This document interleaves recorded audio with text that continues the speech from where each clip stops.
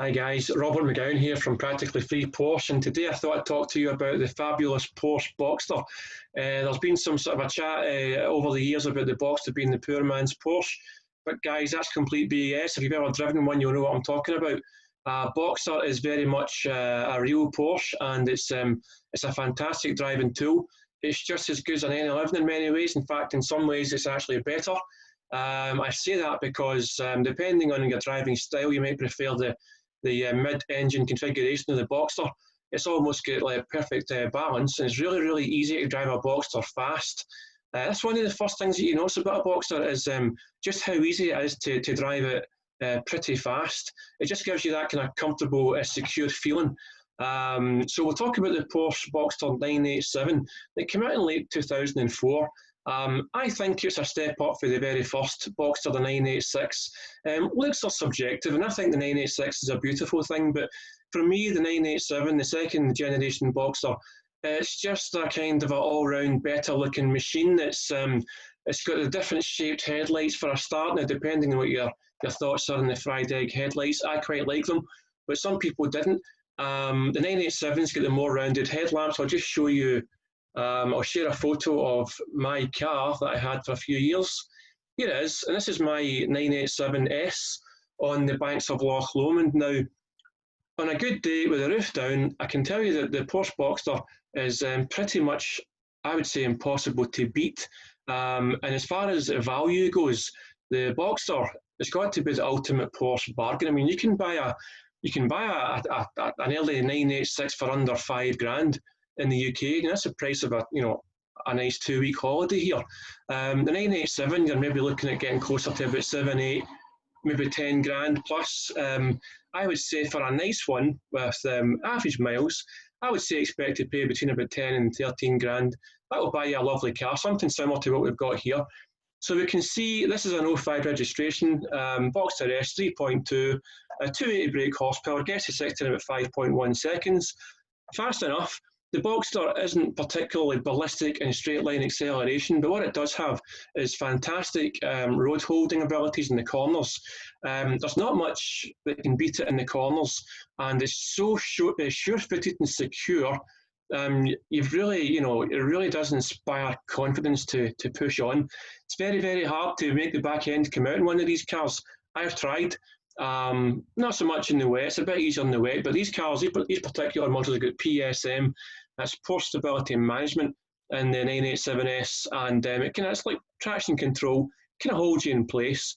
And if the back end does come out, which is pretty rare, you'd have to be driving really, really fast, especially in the dry, to make the back end come out. But if it does, just come off the accelerator, and the car seems to correct itself pretty quickly.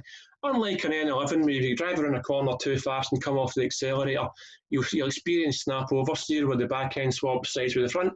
Can be quite a scary experience. But Boxster's much more sure-footed and much easier to drive. So this one's got the 19-inch lobster claw alloys, which I really like. Big red brakes, calipers, nice touch. And I would say the tyres for these cars was quite expensive. I think I paid about 250 quid a corner for the tyres, and I was using Pirelli P0s on this car, which I quite like. It's very practical. It's got loads of wee cubby holes inside. It's got the cup holders, the over-engineered cup holders that come out just under the dashboard. This one had the Bose sound system, which is good, and full leather and extended leather across the dashboard, which is quite a nice option because otherwise the dashboard can look a little bit plasticky and cheap. The 987 had the glass rear screen as opposed to the plastic one, and it's got a really good, high quality, good twin-ply roof. So you really don't need a hard top, I don't think, for a Boxster, unless you're taking it on the track, which will be a requirement for the hard top. But otherwise, they can take all weathers in their stride, and they're very hard wearing. So it's got a front trunk and a rear boot, quite deep trunk at the front. You can hold maybe quite a lot of shopping or luggage for a weekend away. Same in the back. I mean, there's the back boot's a little bit more shallow and a bit smaller in size, but between the pair of them, you can get quite a lot into the Boxster. Surprisingly practical. Dead reliable. I had mine for years. Nothing much went wrong. Just keep on top of the servicing.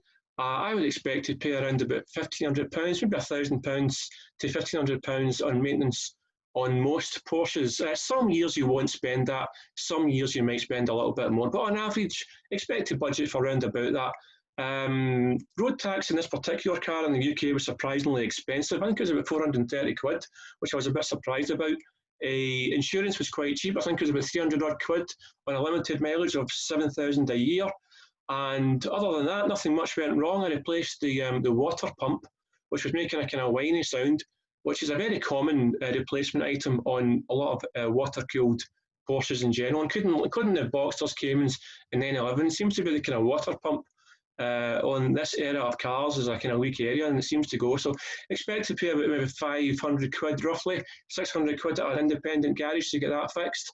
Other than that, I replaced the front springs, which is a common MOT failure on the Boxsters. The MOT usually pings up a broken spring or two, or sometimes worn bushes and suspension components, and sometimes electrical problems are the kind of main MOT failures on these cars. But very reliable. The 05 models got kind of depending on what year it is or whereabouts in 05 it was made. If it's a late 05 like this one, the chances are it's got the more secure and strong IMS bearing, the last of the single row IMS bearing. But you know, that's something you can have checked out if it's bothering you. I did notice the rear main seal was leaking on my car, which seemed to be leaking in a lot of cars, and I didn't worry too much about it. It didn't get any worse in the years that I had it, so I just let that go. Other than that, I just drove the hell out of it. And a day like that, you can see with the roof down, Loch Lomond, it's a fantastic driving machine. It's a very special car, full of character, and an absolute, you know, if you're thinking about buying a Porsche, you've got to consider one of these cars. And even if you've already got a Porsche, if you've got an 911 or whatever it is, then I would still say consider a Boxster to run alongside it. Bang for buck, there's nothing much that can touch it, in my opinion. If you've not driven one before, go and try it. I'm sure you're going to be impressed. And you know, there's nothing to worry about reliability-wise. It's basically all good, and it looks the part. I mean, look at that. That car looks worth a lot more than, say, you know, £10,000 in my opinion. It's very special indeed, so put it on your list to give it a go at least. Well guys, I hope you've enjoyed that little visual and it's given you some sort of idea about what a Boxster's like to own. If you've any other questions or comments, put them in the comments below, and I'll answer them when I can. Come and say hello in my practically free Porsche Facebook group and share photos of your car and talk about Porsches, and I'll see you there.